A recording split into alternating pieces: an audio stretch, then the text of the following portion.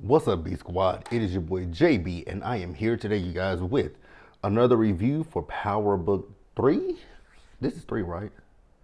Power Book 3, Raising Kanan, Season 4, Episode 2. The episode was titled, It's All Love, you guys. So, before we go ahead and get into the review, if you guys are watching this video or any other video on the channel, and you guys aren't subscribed yet, then I need you guys to do me a solid favor and stop taking me out on this date and having me pay for it at the end of it.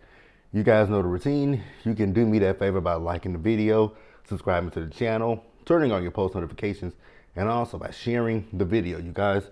And with that out of the way, without further ado, let us go ahead and get into this episode of Raising Kanan, shall we? Okay, you guys, so this episode, I don't want to say filler episode, because I don't feel like it was a filler episode. I guess what I'll say is the first two episodes are slow. There's no action in them. And I mean, am I enjoying the show? Yes. Yeah, I'm enjoying the show, but I just kind of I don't want it to be like action packed. Last week's episode was okay. It gave us backstory about Unique and what happened in that whole entire day. This week's episode, excuse me, y'all. I don't really know what day we're on, because it felt like we were in the future for two reasons. And I'll talk about those two reasons in a minute. Well, actually, I can talk about them now. I felt like it felt like we did a time jump because of how the episode started, and again, we'll get to it once we talk about that. Now, this episode, I'm gonna go out so you guys know how I do it. I put things that I think go together, and then we go from there. Like, we talk about people that are like Marvin. We talk about the Thomas family. We talk about Neek, and if we have the cops in the episode, we have the cops, right? So we'll talk about the cops first, right? Now, you guys remember last season when Rock popped Detective Howard, right? You guys remember last season that with Detective Howard, they were already looking at him. Remember, they were investigating him, right? They were questioning if he did something to his partner Burke and all that kind of stuff, right?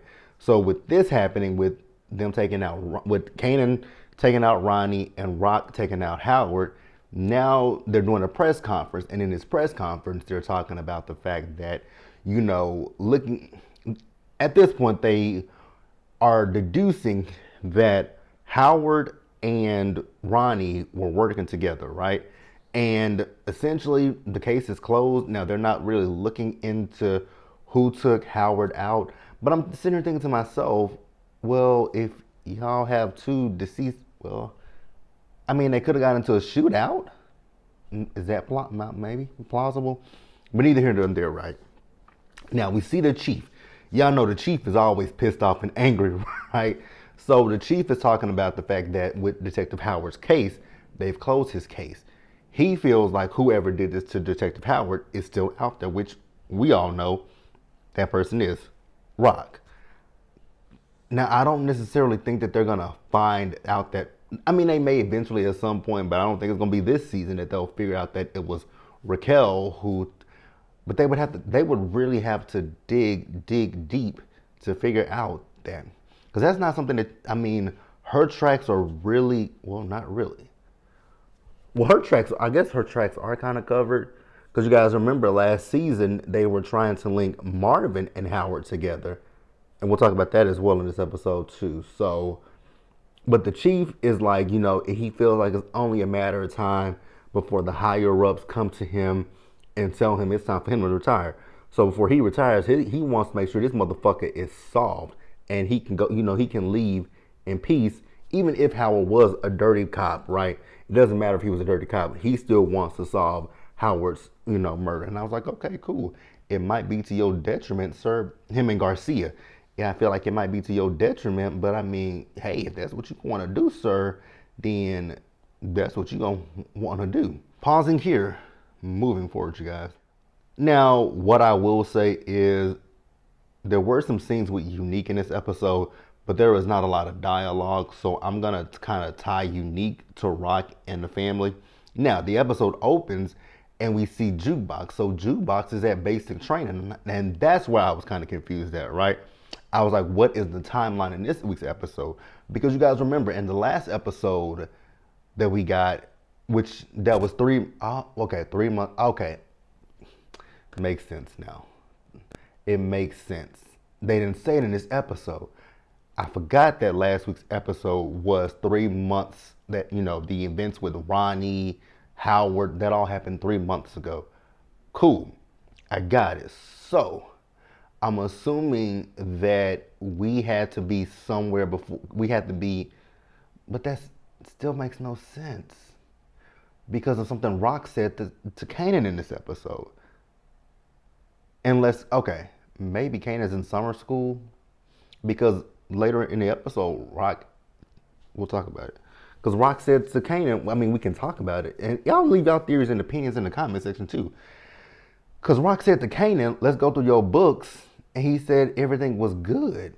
But again, I remembered last week's episode when I thought about it. It was 3 weeks, it was 3 months it was 3 months in the past. So we're 3 months in the future. So that's why Jukebox is at basic training. At basic training, I guess it's, this is 1991, right? They letting the F-bombs fly, the C word, which that is the word that white people use, whatever, right? Now, we are with Rock and Marvin. So Rock and Marvin are with Andre, their attorney, right? And they watched the press conference that was done by the cops, right? So Rock is asking Andre, like, so what does that mean? And he was like, I'm gonna have to look into this because I really don't know. And so Marvin's like, are they done looking at me? He said, just looking at that, it looks like they are done with you, right? And so Rock tells Marvin not to get cozy with none of them snitch ass white motherfuckers, right? And I was like, and I forgot about Gerald last season, that but the cops really strong armed Gerald with his addiction. And so they were gonna take his daughter, which, I mean, it don't make it no better, but damn. Now, we see Kanan. So he's with this kid named OC, right? They're counting money, and OC is telling Kanan, like, hey, the product, we a little short on it, right? So he's like, I'm gonna talk to my mother with that accent. Y'all, when I tell y'all I hate that accent, I hate it. Y'all know I hate it, right? So Crystal came in as OC was leaving, right? So she's questioning Kanan and asking Kanan, like, why are you working with him? And so Kanan's like, he's good with numbers. I was like, this accent. Like him and this clenched jaw, he's good with money. It's like, boy, I get it. You trying to talk like 50 and to the rest of the viewing public, it's annoying. So Crystal and Kanan were about to try to get an in, right? And so Crystal said, like, yo, go get a condom. So Kanan went to go get a condom. He's like, yeah, I can pull out. She was like the last time. And I was thinking to myself, I was like, isn't Crystal supposed to be pregnant? And so so when I was thinking, isn't Crystal supposed to be pregnant? Crystal said it. Because I was thinking it before, when Crystal came in, I was like, I thought in last season we found out Crystal was pregnant. So what happened is Crystal went and got an abortion, right? Kanan paid for it. Crystal wanted that baby. And so Crystal is upset with Kanan because, she said, Kanan, I know you're seeing other girls. He's like, I'm not seeing other girls.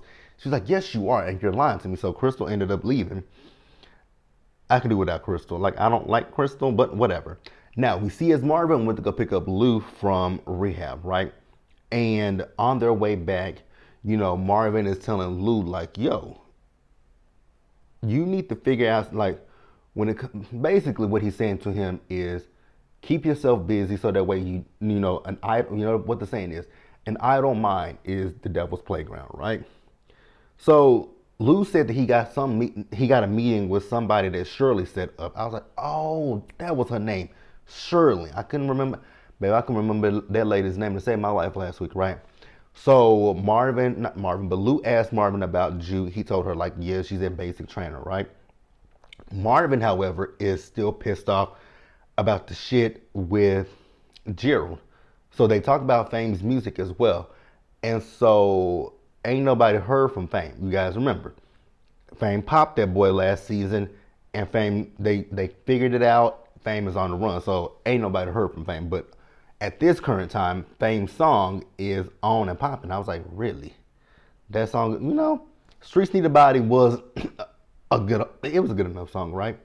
It was a good enough song. So this is the part where I said that I'm confused again when it comes to the timeline, because Kanan is at Rock's house and Kanan is doing his laundry. And so Rock says to Kanan, like, you coming to my house to use my washer and dryer. Okay. So she was like, let's go get your books and go through your stuff. He was like, his work is good. So he's, but what about the re-up?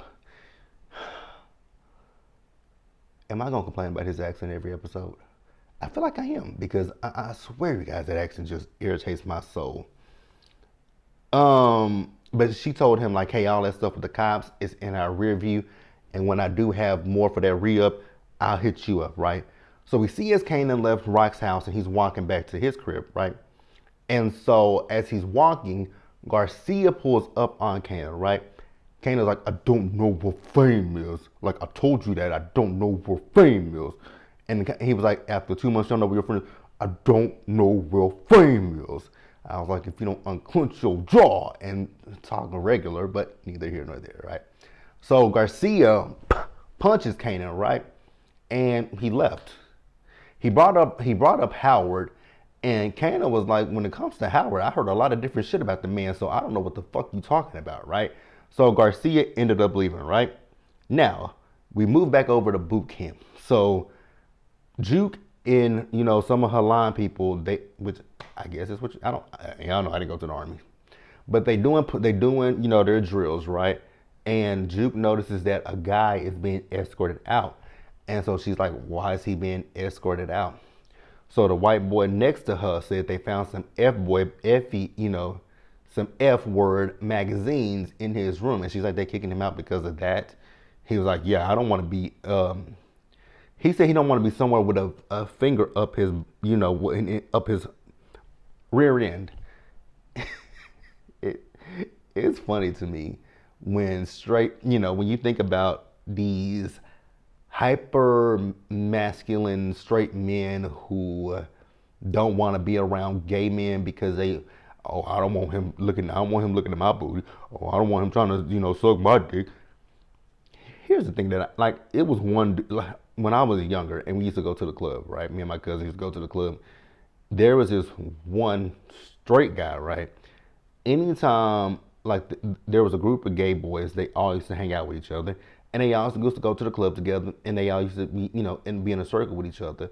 And so if they walked through the club and they walked by this particular dude, he would back up immediately. And I'm like, nigga. And mind you, this nigga's ugly as fuck. Nigga, mind you, nigga's ugly. He ain't cute. And when I say ugly, uglier than a motherfucker, right? The girls weren't even checking for him. And like I said out loud one night, I said, nigga, if these girls ain't checking for you because you're not attractive to them, what makes you think that these niggas think the same thing? Like, if the women like men and they like men and they ain't checking for you, none of them, they don't want you. Stop flattering yourself because you ain't that cute. Like, you're not the girls don't want you. So stop flattering your motherfucking self, right? But neither here nor there, right? So this next thing had me hollering, you guys.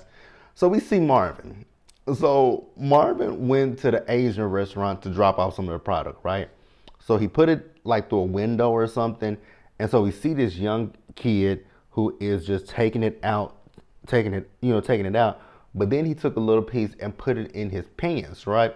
And so Marvin said, motherfucker, I saw you. You stealing my product? And so he said, empty your pockets. So the boy emptied his pockets. He said, you put it in your drawers. Drop them drawers.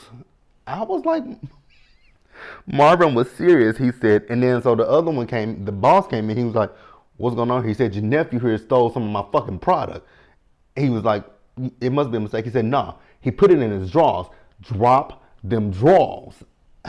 And so the kid dropped his pants and there they fell, right? He was like, yeah, see, my product between his dick. I was like, Marvin was doing the, but I got it, right? Like, you are trying to steal the product. Hell no. And so the guy was like, but his mom is sick. And he's like, so you just gonna let every sick motherfucker take from, like, I got where Marvin was coming from, but Marvin was putting 20 on 10, right? So we see Rock. So Rock went to go see Quan. When she sat down with Quan, Quan told her, like, yeah, Rock. So the product, I'm about to go up on that price 20%. I said, damn.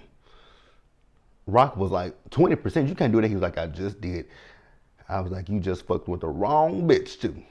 You fucked with the wrong bitch. Now, we see as Marvin went back over there with Stefano. So Stefano is telling Marvin, like, hey, you know, my son-in-law, Tommaso, and my daughter, they're expecting. Congratulations, Tommaso.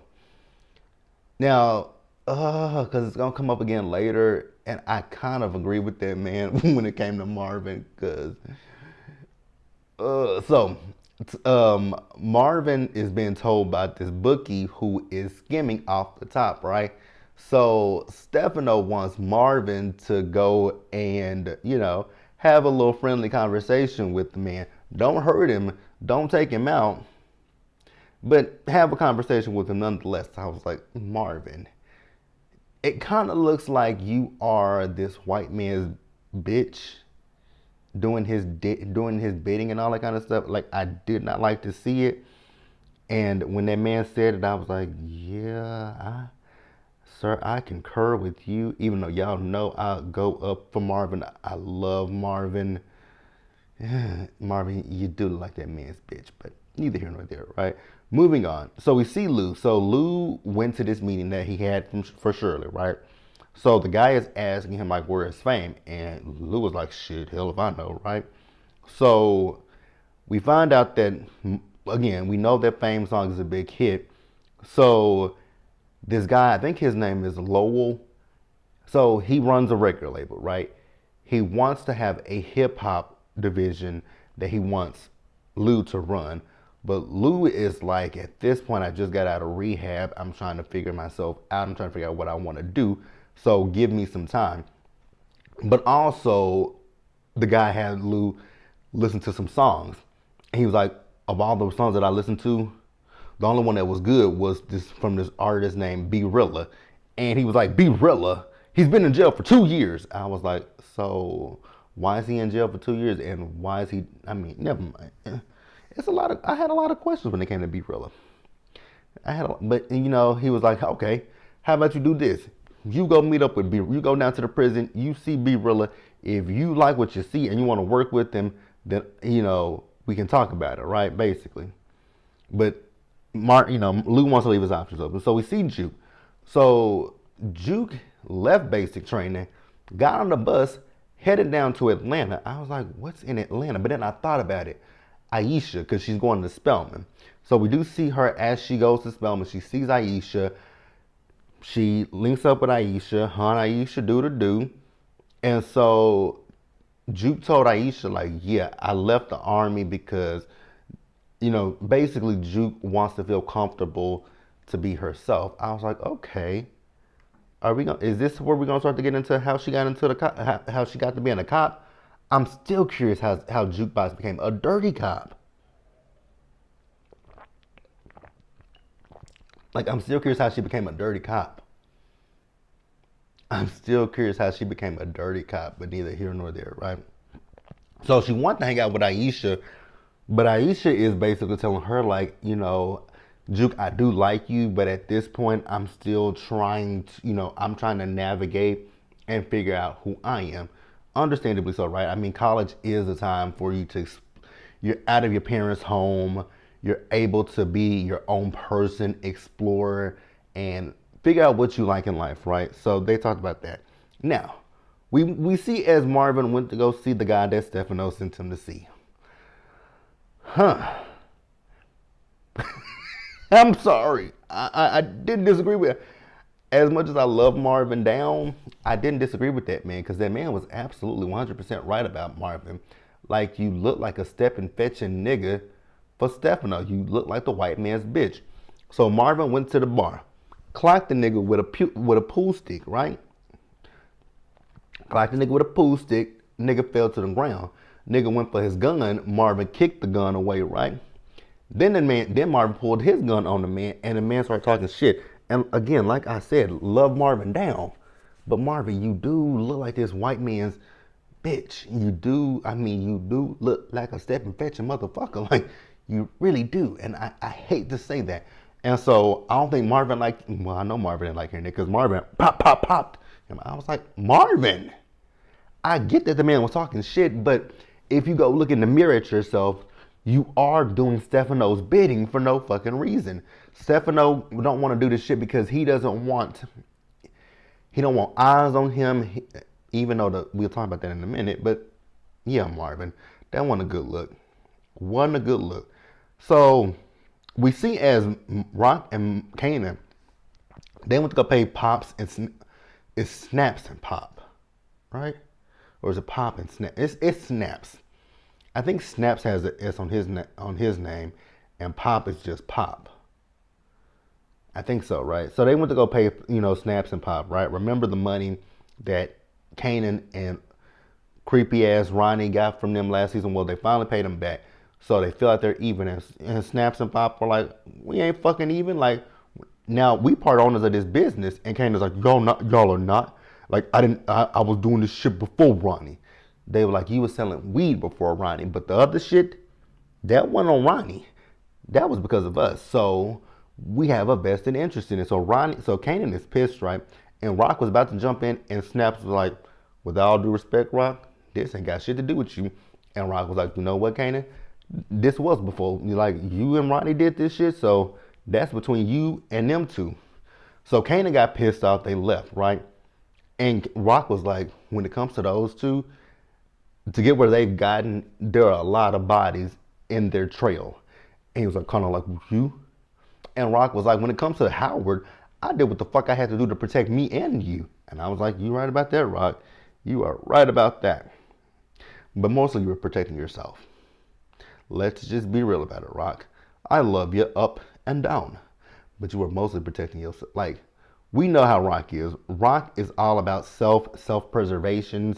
And is it a bad thing? Not really. But I mean, yeah, Rock is always out for self, right? So we see as Lou went to go see B-Rilla. And actually, let me back up real quick because I forgot a whole scene. So you guys remember that I told you Quan wants 20%. Rock went to Stefano, like, Stefano, Quan is asking me for 20%. I don't want to pay that shit. Like, can you help me? Stefano was like, hey, Rock, it ain't much that I can do with that. So Rock was like, well, how about if I become the supplier? I said, say what now, Rock? Huh? She's like, yeah, how about if I become the supplier? He said, well, if you can find the friends that can help you become the supplier, I'll be willing to listen to the conversation. I said, oh, okay, Rock.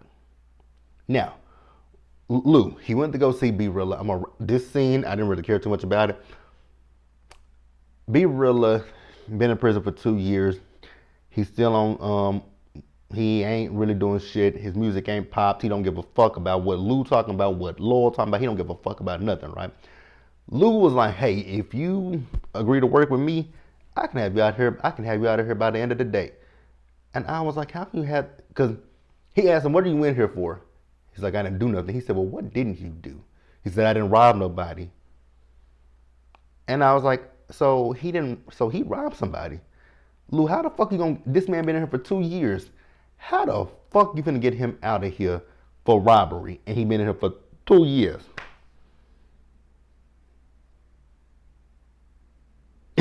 Okay, the fantastical writing of power. So, we see as Marvin is, actually, go back real quick. Kanan.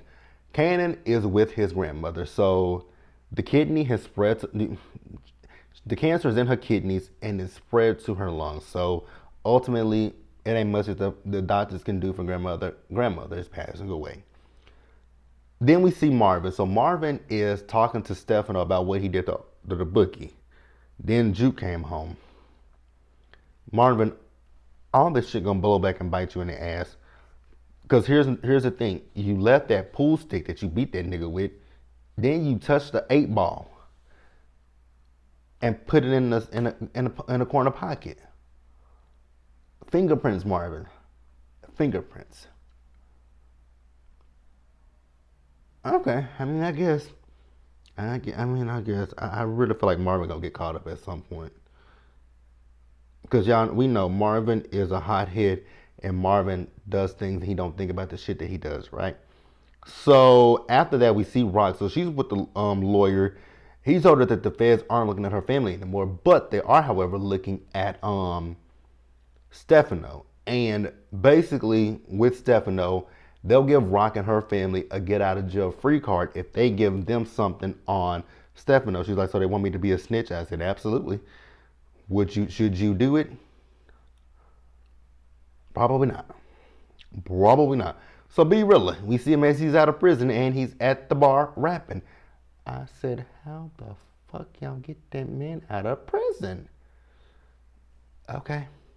I'm not even gonna question it. I promise you guys, I'm not. Juke is back. The way she looked at Crystal, she still don't fuck with Crystal. I don't fuck with Crystal either, right? So let's talk about Neek, you guys. So with Neek, we see Neek. So at this point in the episode, well, throughout the episode, we see Neek. So the first time we saw Neek, Neek went to the crib. When he went to the crib, he noticed that there was an eviction notice on the door and that all the shit was moved out, right?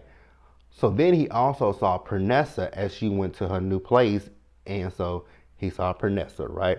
Then after that, we see him as he's watching Rock and Andre talk. Then after that, we see Andre go home, right? Andre opened up his door. Neek asked him, is he fucking her? I was like, oh, Neek, so that's what you're worried about. I know you upset at Rock because you think that Rock was working with your brother to take you out, which is not true. But you also mad that, you know, somebody that you was fucking maybe fucking her attorney. So he ended up just boom, boom, the man in the back. I was like, oh, okay. I mean, I wasn't expecting that. I kind of was, but I kind of wasn't. Because things that Neek is doing, it's not making a whole lot of sense in a way, if we're being honest with each other. If we're being honest, it's not really making a lot of sense, but I guess. But that's episode 2, you guys. Was it a bad episode? Not really. Was it the best episode? Hell no. Do I want to pick up? Absolutely. I wanted to pick up because would I say I was bored watching this episode? No, I was confused. I was confused. And like I told y'all, the confusing part was I didn't think about last week's episode 3 months earlier.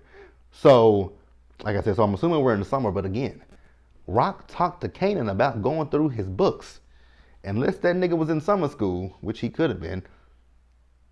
But is it the summer? Speaking of Kanan, much like with Tariq, because y'all know Tariq was always on foot, right? And for the most part, Kanan is always on foot too, right? Oh, he must be an Aisha. Do Aisha got a car? Not Aisha, but Crystal. Because when they left that meeting with Snaps and Pop, Kanan had somebody's BMW. Whose BMW was that? Was that Crystal's BMW? I mean, I know Ronnie was driving around, but I mean, why would you take Ronnie's car of all people? Yeah, I was confused with this episode. Not that much. It was just a timeline. It was the timeline for me. But I don't think it's the summer because I could have swore Lou had a jacket on when he left that rehab. But that might have just been what he left with. Questions that just make you go,